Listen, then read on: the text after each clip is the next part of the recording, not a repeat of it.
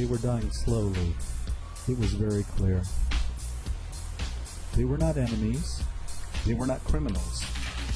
They were nothing earthly now, nothing but black shadows of disease and starvation, lying confusedly in the greenish gloom, brought from all the recesses of the coast, in all the legality of time contracts, lost in uncongenial surroundings, fed of unfamiliar food, they sickened, became inefficient, and were then allowed to crawl away and rest.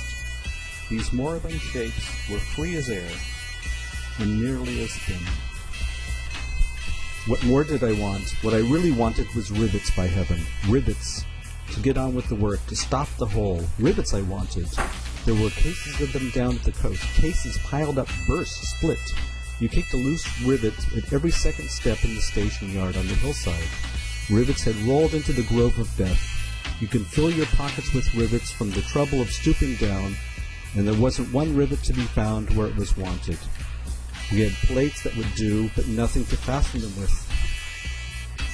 We had a glimpse of the towering multitude of trees, of the immense matted jungle, with the blazing little ball of the sun hanging over it, all perfectly still.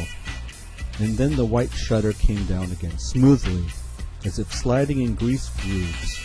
I ordered the chain, which we had begun to heave in, to be paid out again, before it stopped running with a muffled rattle, a cry, a very loud cry, as of infinite desolation, soared slowly in the opaque air. It ceased, and complaining clamor, modulated in savage discords, filled our ears. The sheer unexpectedness of it made my hair stir under my cap. I don't know how it struck the others. To me it seemed as though the mist itself had screamed. So suddenly, and apparently from all sides at once, did this tumultuous and mournful uproar arise. It culminated in a hurried outbreak of almost intolerably excessive shrieking, which stopped short, leaving us stiffened in a variety of silly attitudes, and obstinately listening to the nearly as appalling and excessive silence. I looked at him, lost in astonishment. There he was before me, in mockery, as though he had absconded from a troop of mimes, enthusiastic, fabulous. His very existence was improbable, inexplicable, and altogether bewildering. He was an insoluble problem. It was inconceivable how he had existed, how he had succeeded in getting so far, how he had managed to remain, why he did not instantly disappear.